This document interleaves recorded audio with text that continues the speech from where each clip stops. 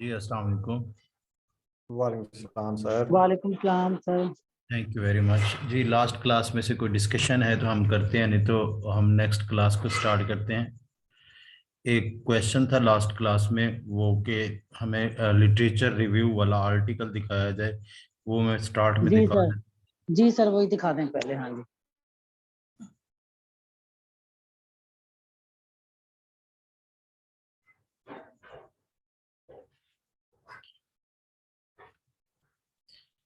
ये मेरा अपना पब्लिश्ड आर्टिकल है, journal of research in social sciences में, मैंने खुद ही सबमिट कराया था।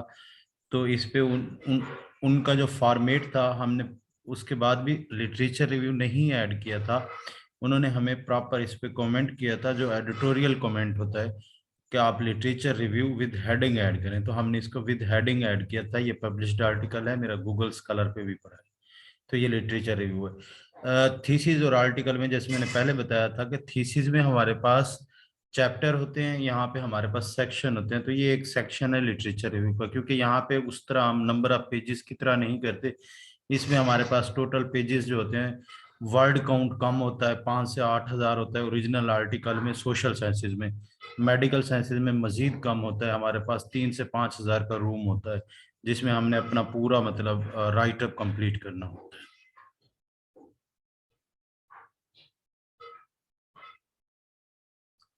इसको हम पढ़ेंगे। पहले मैं लिटरेचर रिव्यू पे आता हूँ, थीसिस के लिटरेचर रिव्यू पे, फिर हम इसे भी एक दफ़ा ओवरव्यू करेंगे। थीसिस का लिटरेचर रिव्यू जो डॉक्टरेट के हमारे कैंडिडेट हैं या ग्रेजुएट के हैं, यानी कि एमफिल के हैं, अगर वो अपने लिटरेचर रिव्यू में, ये डॉक्यूमेंट मैं शेयर करूँगा, प्लेजराइज्ड होगा।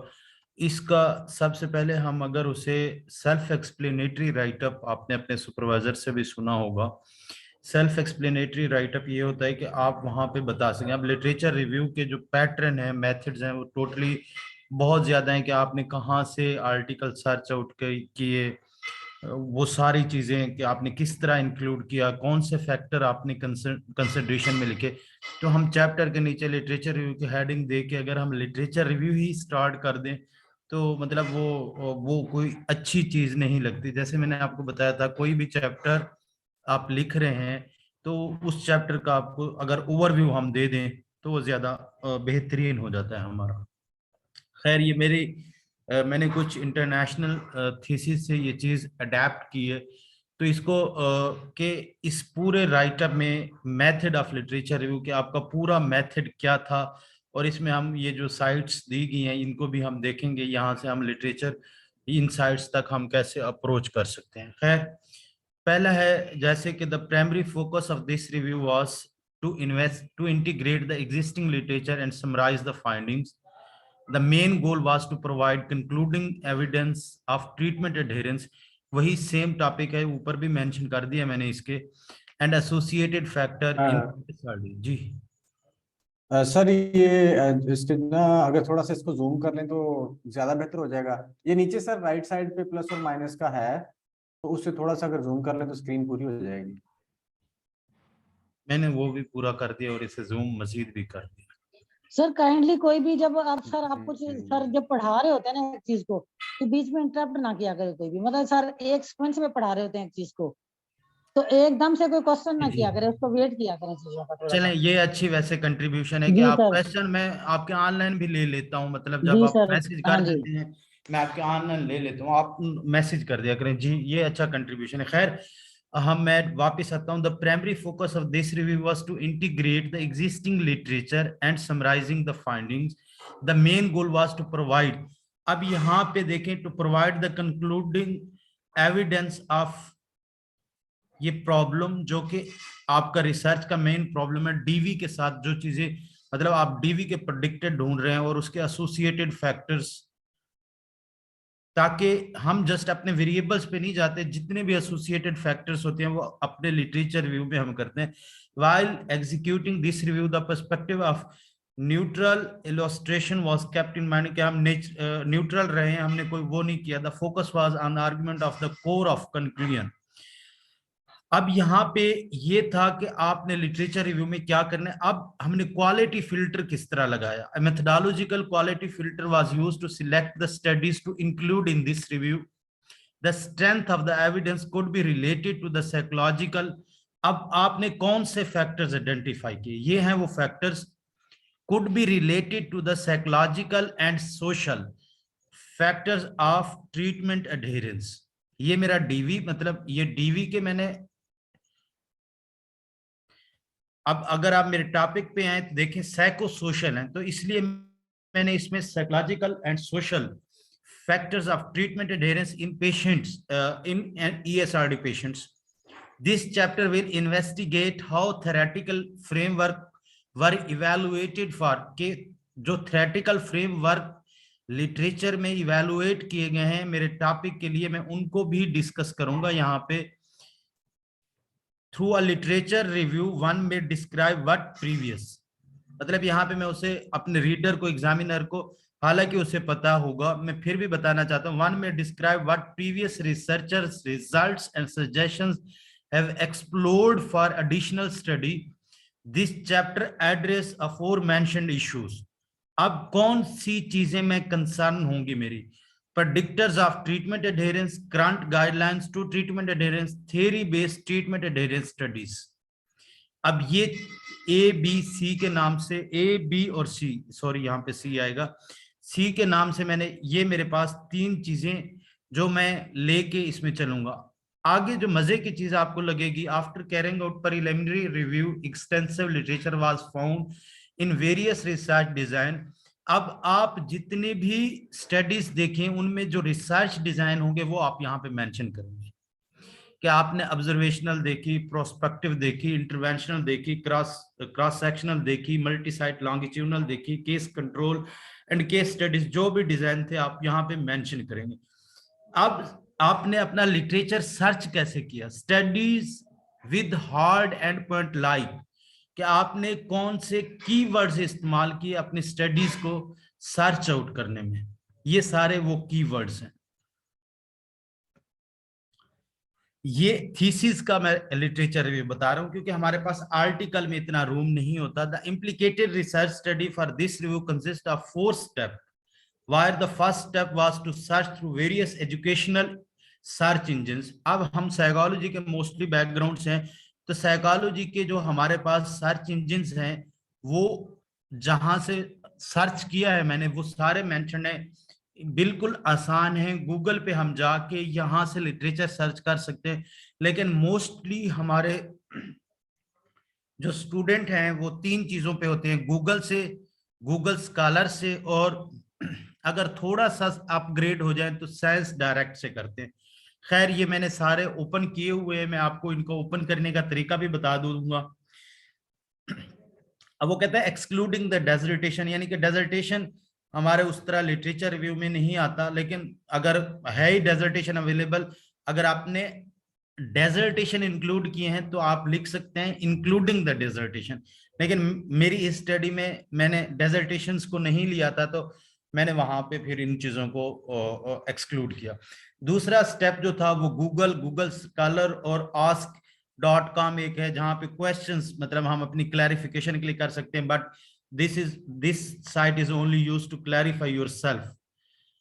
ETC were carried out using keywords like,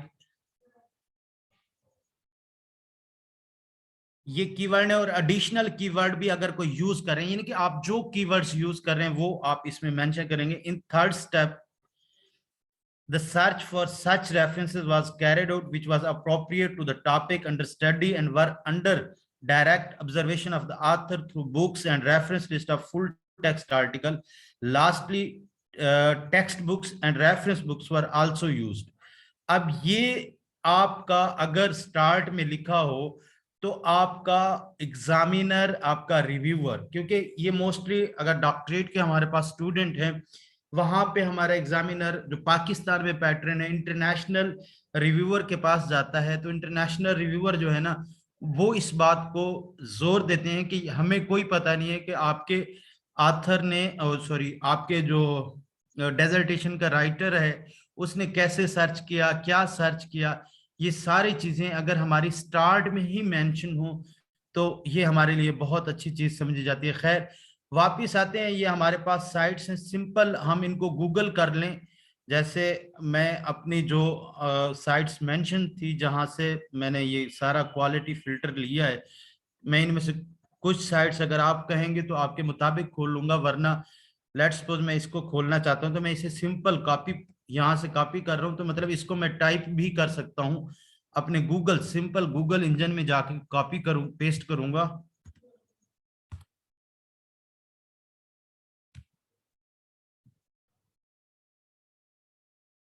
तो ये मेरे ख्याल में फ्रेंच की है हमारे पास, तो इसलिए आप इससे थोड़ा सा नीचे आएंगे तो ये हमारे पास, यहाँ पे आप अपना जो भी आपकी कीवर्ड है वो आप इंटर कर सकते हैं। सर आपकी आवाज भी कट रही है और दूसरा ये शो भी नहीं हो रही स्क्रीन जो ओ आप सर्च कर सॉरी रहे हैं। यार, मैं दोबारा इसे अ,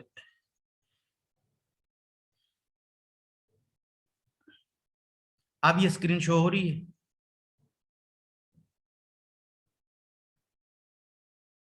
अब स्क्रीन शो हो रही है? जी सर हो रही है। Okay okay.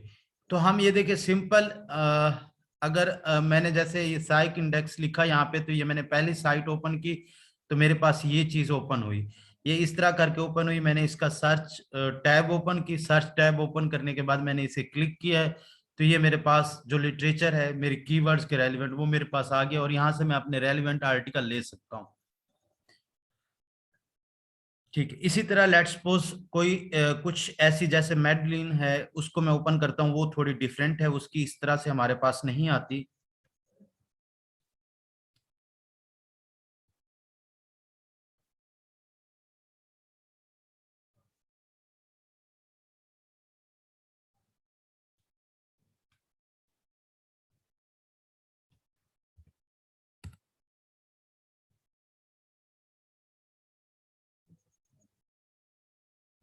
अगर जस्ट के साथ ना है तो आप साथ डेटाबेस भी लिख सकते हैं।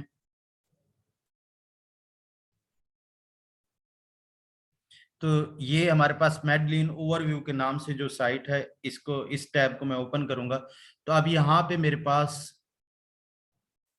यहाँ पे मैं जो भी कीवर्ड सर्च करना चाहता हूं मैं उसको ऐड करूंगा।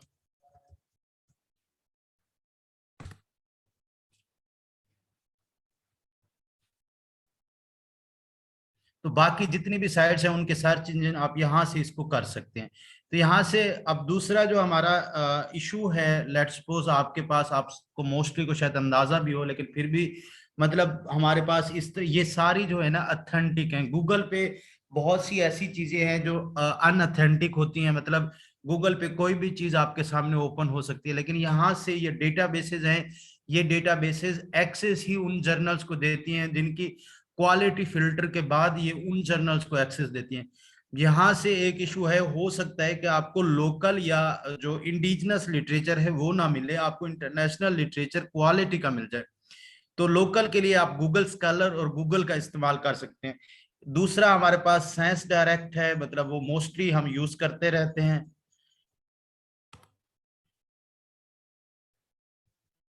साइंस डायरेक्ट की एक अच्छी बात है कि हम साइंस डायरेक्ट और गूगल स्कॉलर को यूज करने के लिए अब यहाँ पे जो है ना मेरे पास टैब्स हैं सर्च के लिए, कि मैं जर्नल वाइज सर्च कर सकता हूँ, ऑथर्स वाइज सर्च कर सकता हूँ, और यहाँ पे मैं मतलब कोई भी अपने कीवर्ड्स ऐड कर सकता हूँ।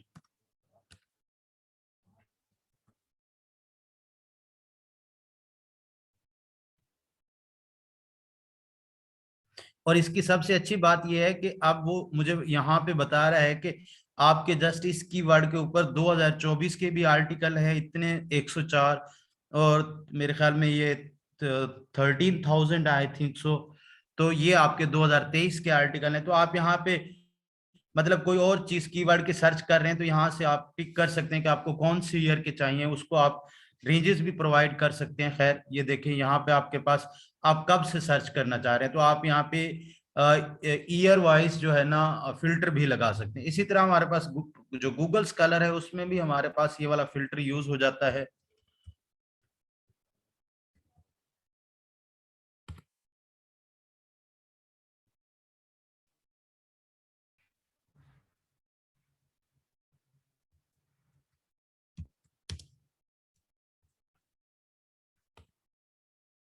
अब आपको कब से चाहिए ये वाला फिल्टर? अगर आप चाहते हैं कि आप रेंज करना चाहते हैं कस्टम करके, आप इसको रेंज भी कर सकते हैं। मुझे 2015 से 2023 का चाहिए।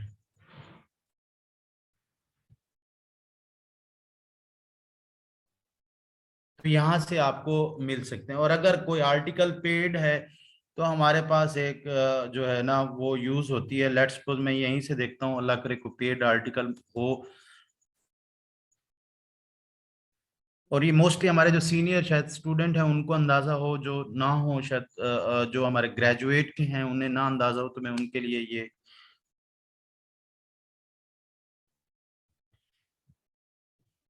अब इसमें ज्यादातर ये होता है कि ओपन हो जाते हैं, लेकिन मुझे कुछ आर्टिकल हमें नहीं मिलते। जैसे हो सकता है ये हमें यहाँ पे इस साइड से मिल जाए। यहाँ पे हम गूगल पे आके सिंपल SCIHUB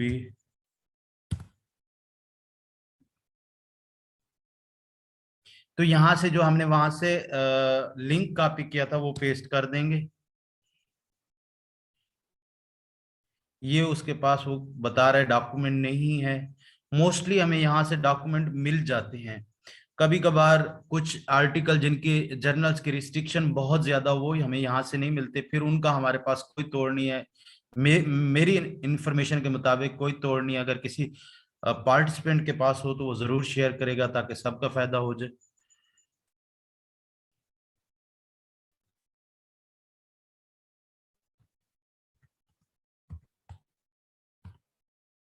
ये भी नहीं है उसके पास। खैर, ये SCIHUB साई हब के नाम से एक साइट है। यहाँ पे आपको मैक्सिमम आर्टिकल मिल जाते हैं।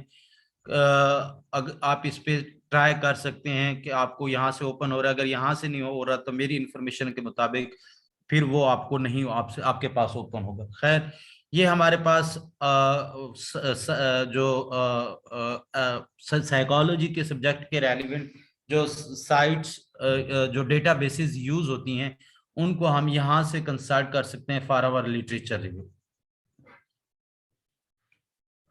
यहाँ तक मैं अपने जो स्टार्ट है उसको कंप्लीट कर चुका हूँ। अगर यहाँ तक किसी का कोई क्वेश्चन है तो पूछ सकते हैं, फिर नहीं तो हम आगे चलते हैं।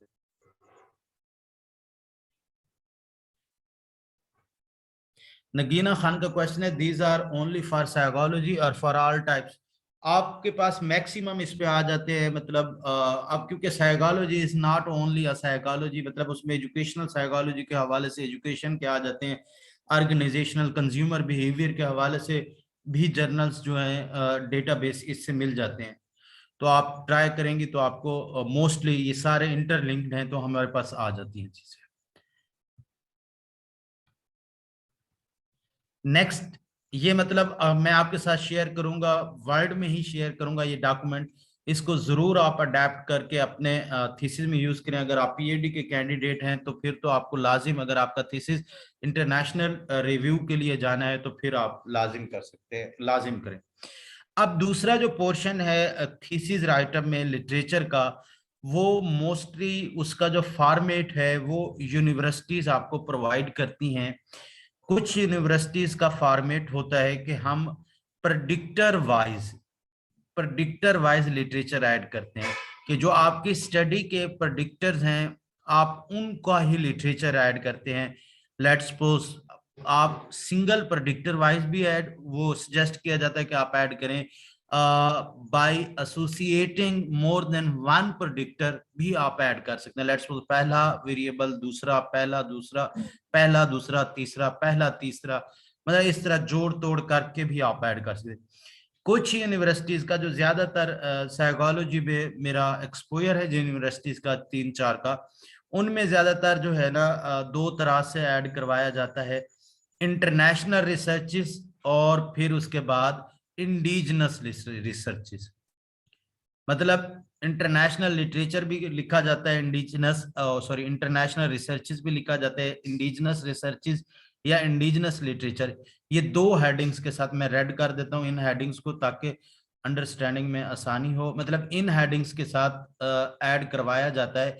लेकिन इसका कोई हार्ड एंड फास्ट उस तरह रूल नहीं है, क्योंकि हर यूनिवर्सिटी का एक अपना पैटर्न होता है, वो कर सकते हैं। लेकिन अगर आपकी यूनिवर्सिटी आपको अलाउ करती है कि आप इंटरनेशनल, अब वहां पे होता है क्या कि इंटरनेशनल रिसर्चेस के अंदर कोई और हेडिंग देने की बजाय कोई और हेडिंग नहीं होती, लिटरेचर रिव्यू के बाद इंटरनेशनल रिसर्चेस की हेडिंग होती है और धड़ाधड़ इंटरनेशनल रिसर्चेस दी गई होती हैं। कोई पता नहीं होता कि ये किसकी बेस पे दी जा रही हैं, क्या बेसिस है। फिर आखिर में इंडिजिनस रिसर्चेस की मतलब लिटरेचर की ऐड की जाती है हेडिंग, और उसमें भी धड़ाधड़ रिसर्चेज ऐड की जाती हैं।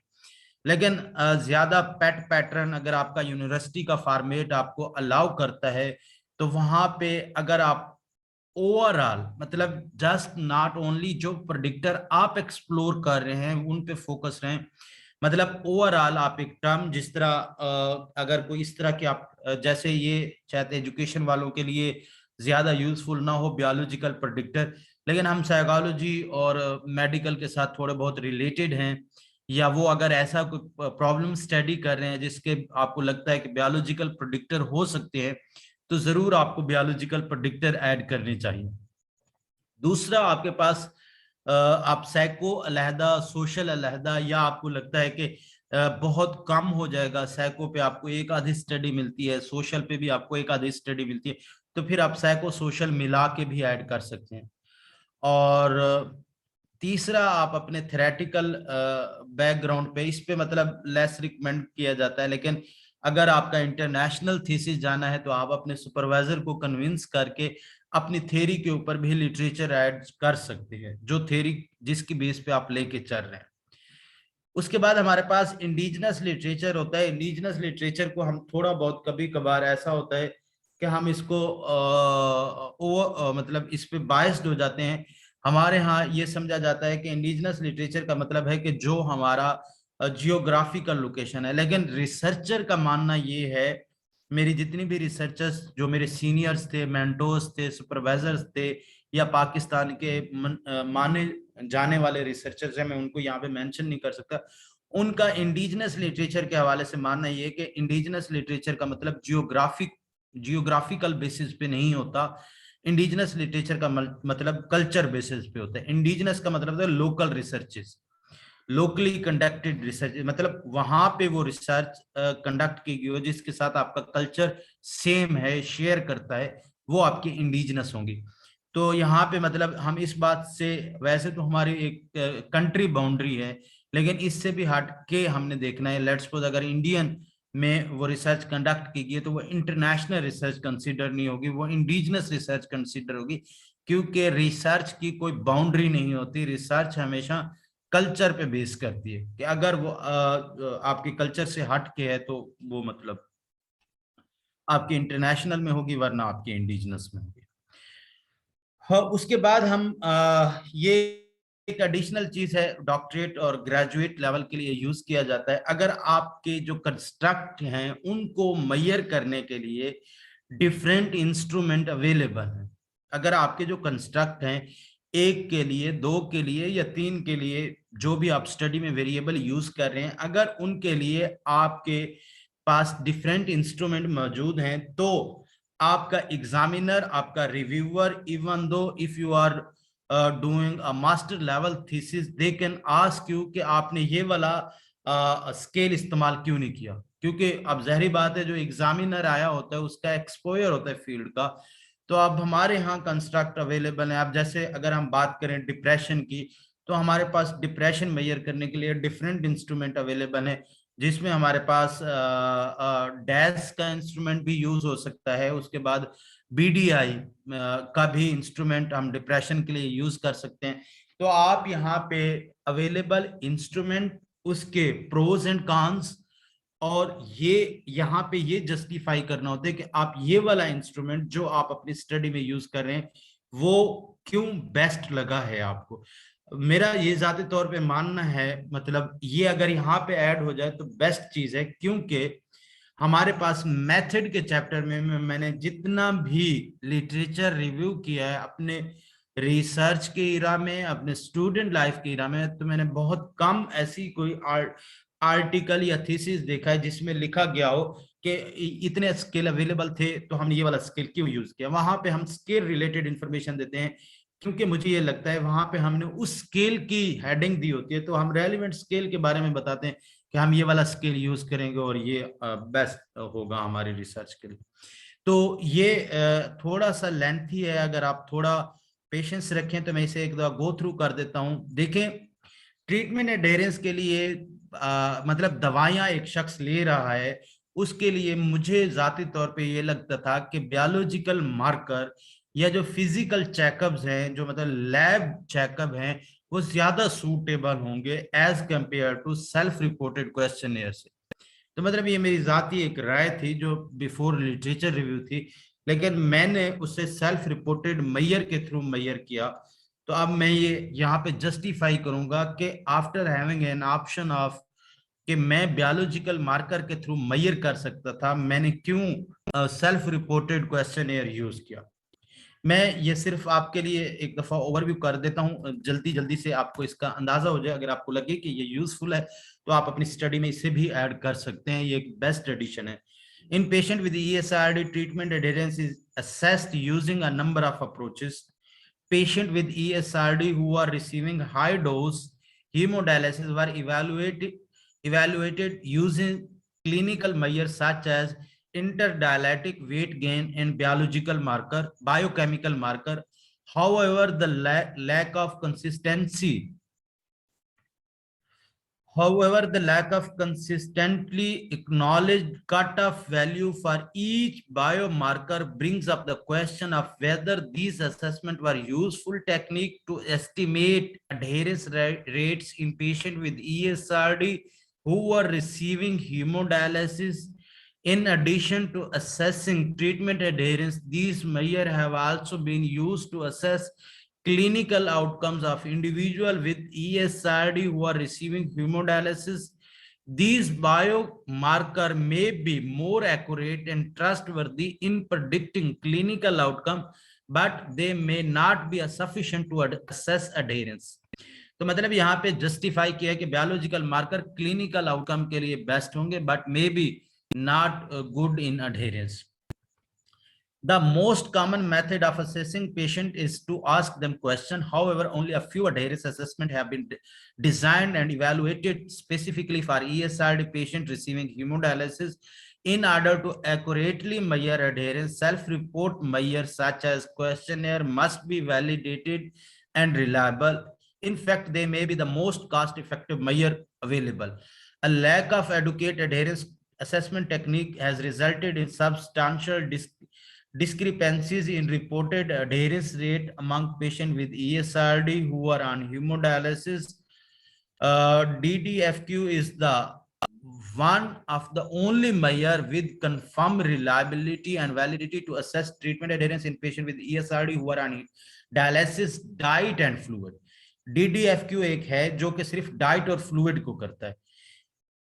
According to the DDFQ, there are 4 questions on how frequently and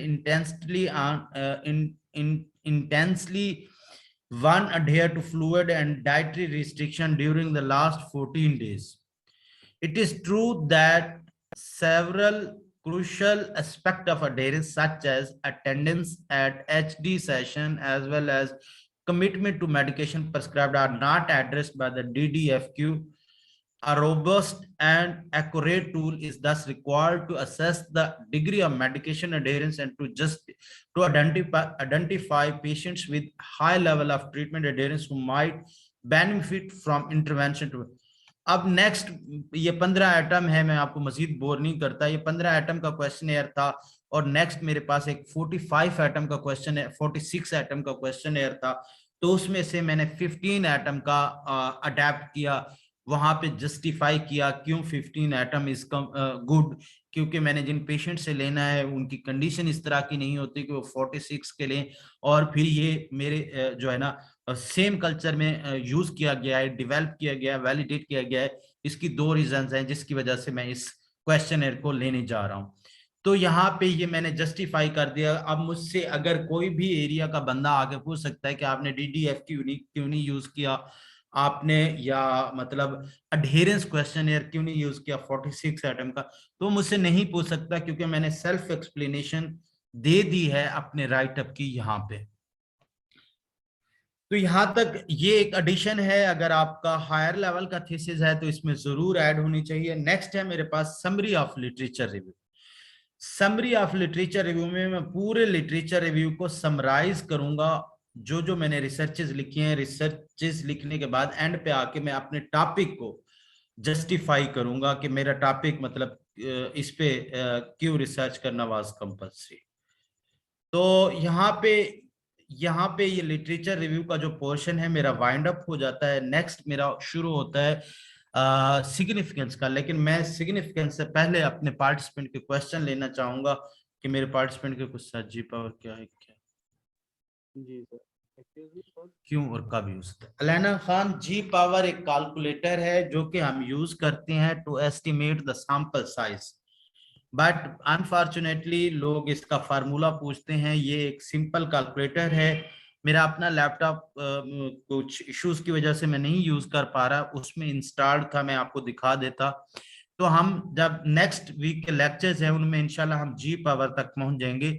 हमारे पास 3-4 चीजें हैं जहां से हम, मतलब वैसे तो मल्टीपल चीजें हैं, लेकिन हम 3 चीजें जो है ना अपने सैंपल साइज को एस्टिमेट करने के लिए यूज करेंगे। अब यहाँ पे हमारी शून्य किस्मत ये है कि हम एनालिसिस एडवांस कर रहे होते हैं।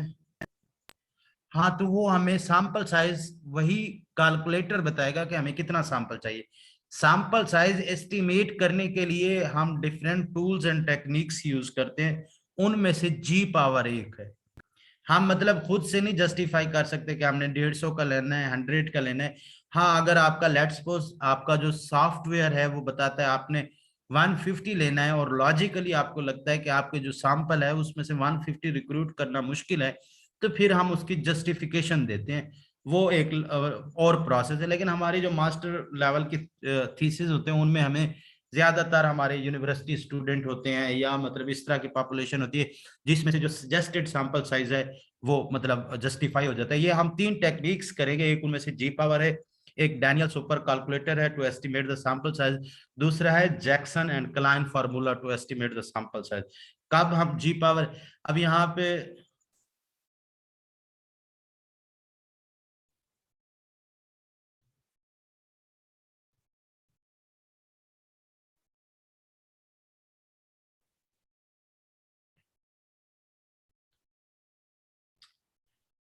अब ये तो मुझे इसकी कोई इनका क्वेश्चन है, शायद सबको विजिबल ना हो इसलिए मैं रीड कर रहा हूँ। मैं नाम नहीं ले रहा। Another question, overview and summary में क्या फर्क आएगा, सिर्फ बाद और पहले का है। देखिए मेरे ख्याल में समरी में जो आपका राइटअप है उसमें मतलब आप उसको जो आपकी प्रीवियसली या स्टार्ट की बात होती है उसको आप समराइज कर देते हैं। ये बाद या पहले की नहीं है। अब abstract is also a summary of thesis, but हम वो मेंशन करते हैं स्टार्ट में। मतलब समरी का जरूरी नहीं है कि वो बाद में हम दें, वो स्टार्ट में भी मेंशन करते हैं, डिपेंडिंग ऑन द फॉर्मेट हमें क्या दिया गया है। तो ओवरव्यू की आपको ये आप ask.com से जाके देख लीजिएगा, ये आपको ज्यादा मुझसे भी बेस्ट आंसर दे देगा। आई एम नॉट श्योर कि मैं आपको ऐसे कोई गलत आंसर दे दूं, लेकिन इतना मुझे अंदाजा है कि समरी में बाद और पहले की कोई स्टोरी नहीं। आप पहले भी दे सकते हैं, बाद में भी दे सकते हैं, लेकिन लिटरेचर रिव्यू में हम बाद में देते हैं। ओवरऑल थीसिस की समरी हम एब्स्ट्रैक्ट के फॉर्म में पहले देते हैं। एक्सक्यूज मी सर, एक क्वेश्चन है। जी प्लीज। सर ये हम background of the study introduction में भी यूज करते हैं, और लिटरेचर रिव्यू में भी हम प्रीवियस जो रिसर्च। सॉरी, आपकी आवाज कम आ रही है, कल भी कम सर। थी। आप काइंडली थोड़ा सा माइक जी करीब सर। कर रहे हैं। जी जी जी। सर। सर मैं ये पूछना चाह रहा हूँ कि इंट्रोडक्शन में हम background of the study use करते हैं ना, बैकग्राउंड वो हम देखते हैं, और लिटरेचर रिव्यू में भी जो प्रीवियस था तो वर्क हुआ हुआ है। आपकी आवाज कट रही है, सबको कट के आ रही है या मुझे मेरे पास कट के आ रही है लतीफ? सर हमें भी कट के आ हमें भी रही है ऐसे ही बहुत आ रही इनकी है। आवाज। इनका हाँ, शायद मैंने माइक में कोई इशू है सर, पार्टिसिपेंट्स या सुने इनका, हैं, सर को जिस सवाल का जवाब नहीं आता उस पे कहते हैं आवाज कट रही है। या सर इनका नेटवर्क का इशू है या इनका माइक का इशू है। हाँ, मेरे पास आवाज कट के आ रही है। आप या तो टाइप कर दे गुलाम मुर्तजा, या मुझे आप ठीक दोबारा है, बता दें। ठीक। आप ठीक आ रही है, जब दोबारा आप सर, ठीक है कहते हैं ठीक आती है। ठीक है सर। अच्छा सर, ये बैकग्राउंड ऑफ द स्टडी और लिटरेचर रिव्यू, इन दोनों में सर क्या फर्क क्या है? क्योंकि बैकग्राउंड में भी हम प्रीवियस वर्क देख रहे होते हैं और लिटरेचर रिव्यू में भी। देखिए, ये शायद एजुकेशन या सोशियोलॉजी की रिसर्चेज में हम बैकग्राउंड ऑफ स्टडी देते हैं, जिसमें जो हमने इंट्रोडक्शन डिस्कस किया, इंट्रोडक्शन का स्टार्ट डिस्कस किया था ना, तो हम मोस्टली उस तरह का जब राइटअप करते हैं उसको बैकग्राउंड कहते हैं, बैकग्राउंड ऑफ स्टडी, जिसपे हम एक्सटेंसिव उस पे लिटरेचर पे नहीं जा रहे होते। हम जस्ट उस पे मतलब मिनिमल फोकस्ड होते हैं टू जस्टिफाई आवर रिसर्च। लेकिन हम लिटरेचर रिव्यू में एक्सटेंसिव राइटअप कर रहे होते हैं, और बैकग्राउंड में हम उसमें ब्रीफली डिस्क्राइब करने के बाद, मतलब जो मैंने लिटरेचर कंसल्ट किया हुआ है उसमें, मतलब बाज दफा जब हम स्ट्रक्चर्ड एब्स्ट्रैक्ट लिख रहे होते हैं मेडिकल के फील्ड के, तो उसमें भी हम एक बैकग्राउंड की हेडिंग ऐड करते हैं। तो उसमें आप सम टाइम लिटरेचर की सपोर्ट के बाद फौरन ही आप अपना पर्पस ऑफ रिसर्च लिखते हैं, सपोर्ट करने के बाद कि that's why I am going to conduct this research. मेरी अंडरस्टैंडिंग ये है कि अगर आपको लगता है कि मेरी अंडरस्टैंडिंग में डिफरेंस है, you can also clarify me. Sir, जो वेरिएबल का रिलेशनशिप होता है, जी वेरिएबल्स का आपस में रिलेशन, वो लिटरेचर रिव्यू में देखा जाता है ना? जी जी। सही, ठीक है सर। सर आपने जो है, आपने जो क्वेश्चनर यूज किए हैं या स्केल यूज की है, उसका भी आपने सारी डिटेल जो बताई है वो लिटरेचर रिव्यू के अंदर ही बताई है। जी जी, लिटरेचर रिव्यू के अंदर मैंने बताया। तो लिटरेचर रिव्यू के अंदर ही आमतौर पर बताया जाता है ये? नहीं नहीं नहीं, ये आपने कंफ्यूज नहीं करना, मैंने स्केल्स की इंफॉर्मेशन नहीं बताई। जी मैंने वहां पे इंक्लूसिव। जस्टिफाई किया है कि मैंने ये वाला स्केल क्यों यूज किया। स्केल की इंफॉर्मेशन मैं मेथड में दूंगा। ठीक हो गया, ठीक हो गया। Thank you sir. Okay. Significance of the study के बारे में हमारा जो है, मैंने 2 सैंपल ऐड कर दिए हैं, उनके साथ टॉपिक भी ऐड कर दिए हैं, लेकिन ओवरऑल हमारा साइंटिफिक लॉजिक होता है टू कंडक्ट स्टडी। अब यहाँ पे हम मतलब एक जो मास्टर लेवल के थीसिस ओवरऑल देखते हैं, उसमें अक्सर लिखा होता है कि इन सेट ऑफ वेरिएबल पे कोई भी रिसर्च पाकिस्तान में नहीं की गई, so that's why I am interested to conduct research on this topic. तो मतलब आप यहाँ पे ये चीज लिखने की बजाय अगर इसकी लॉजिक ये यहां से बनाए कि आपको क्यों लगता है कि इस रिसर्च को, इस टॉपिक को पाकिस्तान में कंडक्ट किया जाए, उसको आप कल्चरली बायस्ड करार दें पहले लिटरेचर से कि ये टॉपिक कल्चरली बायस्ड है और वेस्ट कंट्रीज में हुआ है जहां पे इंडिविजुअलिस्टिक कल्चर है, सो पाकिस्तान का कलेक्टिविस्टिक कल्चर है। हम ये देखना चाहते हैं कि ये फाइंडिंग्स इंडिविजुअलिस्टिक कल्चर से कलेक्टिविस्टिक कल्चर में कोई डिफरेंस आ सकता है। एक चीज मतलब देखें, बात वही है, लेकिन सेल्फ एक्सप्लेनेटरी राइटअप ये है कि आपने खुद से एज्यूम नहीं करना कि ये लिखने से वो जान जाएगा कि इस टॉपिक पे कोई भी रिसर्च पाकिस्तान में नहीं हुई। वो नहीं जानेगा। आपने उसे, अपने रीडर को, अपने रिव्यूअर को, अपने एग्जामिनर को ये बात आपने बावर करानी है, समझानी है कि इसकी पाकिस्तान में रिसर्च करने की क्या रीजन है, कि एक कल्चरली बायस्ड है, रिलीजियस का डिफरेंस है। लेट्स सपोज जो बहुत सेंसिटिव टॉपिक होते हैं साइकोलॉजी में, ओरिएंटेशन के हवाले से, या मतलब इस तरह के जो कल्चरली बायस्ड हैं, एजुकेशन में है, जैसे अगर एजुकेशन में है तो हम मतलब कोई भी एजुकेशन का टॉपिक है तो उसको हम एजुकेशन के बजट के साथ एलोकेट कर सकते हैं कि ये रिसर्चेज वहां पे हैं जहां एजुकेशन का बजट बहुत ज्यादा है, रिसोर्सेज बहुत ज्यादा है। तो पाकिस्तान में लिमिटेड रिसोर्सेज, लिमिटेड बजट के साथ हम देखना चाह रहे हैं कि इस पे क्या इफेक्ट हो सकता है। Yes sir. और एक हमारा है scientific logic to conduct study, दूसरा है इम्प्लीकेशन, कि इस रिसर्च की हमने अपने पूरे इस रैशनेल में, या इसको डिफरेंट हेडिंग के साथ लिखा जाता है, या इसको बाज़ स्प्लिट भी किया जाता है गैप्स इन नॉलेज के साथ भी, मतलब significance of the study, rationale. तो हो सकता है कि इसके अलावा भी नाम हो, मैंने खैर ये 2 नाम ज्यादातर पढ़े हैं। इम्प्लीकेशन फिर हम देते हैं इसके बाद। इम्प्लीकेशन में हमारे पास 2-3 इम्प्लीकेशंस आती हैं। रिसर्च इम्प्लीकेशन क्या होगी? रिसर्च इम्प्लीकेशन हमारी बाद में आती है, इसलिए मैं इसे बाद में ही पेस्ट कर देता हूं। पहले कि इसका हमारे पास सोशल, इकोनॉमिकल या क्लिनिकल इम्प्लीकेशन क्या होंगे, कि इसकी रिसर्च से सोसाइटी से को क्या फायदा होगा। मतलब कोई एक फैक्टर हो सकता है या तीनों फैक्टर हो सकते हैं, डिपेंड करता है आपके रिसर्च के। मिसाल के तौर पे आपकी स्टडी जैसी भी हो, उसका सोशल बेनिफिट तो होगा। अगर वो ऑर्गेनाइजेशनल की है तो हो सकता है उसका कोई इकोनॉमिकल बेनिफिट्स हो। अगर वो क्लिनिकल पॉपुलेशन पे की गई है तो हो सकता है सोशल एंड क्लिनिकल इम्प्लीकेशन हो उसकी। तो सम टाइम अगर आपका सोशल, इकोनॉमिकल और क्लिनिकल में आपकी benefits for your targeted population justify हो जाता है तो गुड। अगर आपको लगता है कि नहीं हुआ तो उसमें आपका स्पेसिफिकली जिस टारगेटेड पॉपुलेशन के ऊपर आपकी रिसर्च की गई है तो आप उसमें उस चीज को मेंशन करने, मतलब अगर मेंशन कर दें तो ये ज्यादा अच्छा है।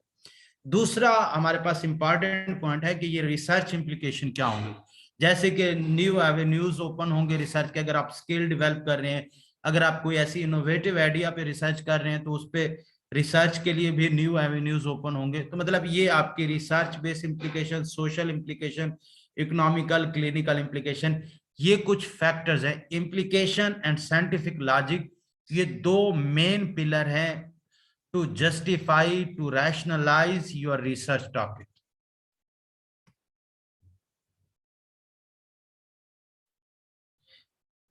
हाँ गुलाम फिजा जी, मैं जरूर बताऊंगा साइटेशन का।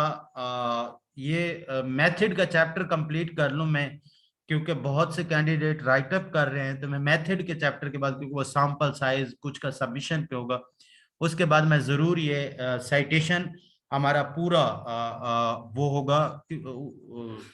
एक एक दो लेक्चर उस पे होंगे जिसमें हम एपीए फॉर्मेट पूरा पढ़ेंगे कि एपीए फॉर्मेटिंग क्या है, उसमें हम साइटेशन किस तरह करते हैं, टेबल फॉर्मेटिंग क्या है। फिर उसके बाद हम फॉलोअर रिजल्ट शुरू कर देंगे और वो फिर हमें रिजल्ट में भी टेबल वगैरह हेल्प आउट कर देंगे। मेरे ख्याल में ये कोर्स आउटलाइन में मेंशन्ड है, एपीए साइटेशन हम इसको कवर करेंगे। अलाइना खान का क्वेश्चन है, सर लिटरेचर रिव्यू में सब सेगमेंट डिटेल में नहीं आ जाते, जैसे मेथड, वेरिएबल। मेथड सेक्शन में हम कहाँ पे, मतलब लिटरेचर रिव्यू में लिटरेचर में सब सेगमेंट डिटेल में नहीं आ जाते, जैसे method, variable, overview, background, purpose. तो ये अलाइना मुझे आपके सवाल की नहीं समझ आई, आप पूछना क्या चाहते हैं? How to estimate sample through formula. जी मैं फार्मूला के तहत देखूंगा, आपको बताऊंगा, वरना मैंने 3 जो हमने फाइनलाइज किए हुए हैं सॉफ्टवेयर, उसके तहत हम देखेंगे। खैर मैं फार्मूला भी, आप सोशल साइंसेज में ज्यादातर फार्मूला से एस्टिमेट होता है, तो मैं उसे जरूर ऐड करूंगा। नेक्स्ट हमारा आज का लेक्चर यहीं तक है, कंप्लीट हुआ जाता है। होप सो मैं अपना जो पॉइंट ऑफ व्यू है आप तक शेयर करने में कुछ हद तक कामयाब हो गया हूँगा। नेक्स्ट जो लेक्चर है हमारे पास,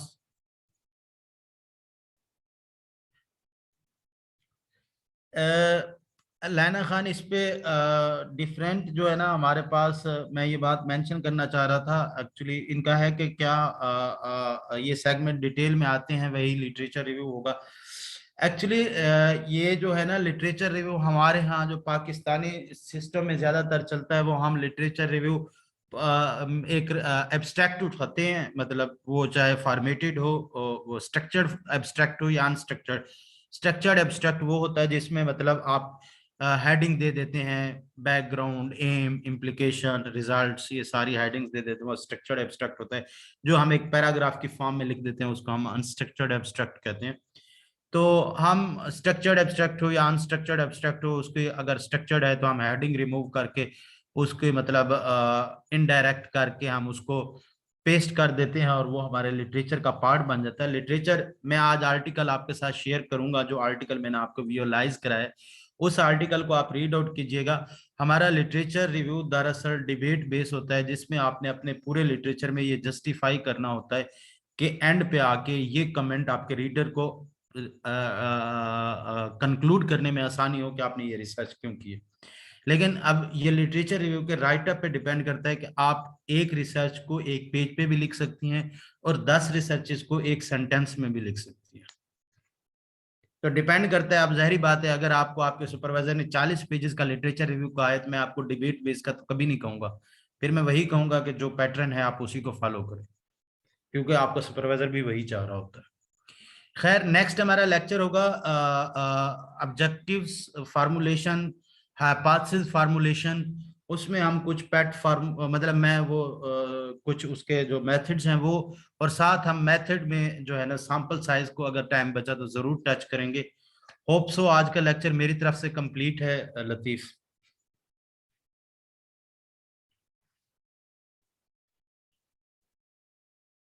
जी, लतीफ यस सर। मेरी तरफ से आज का लेक्चर कंप्लीट है। Okay sir, thank you. Thank you sir.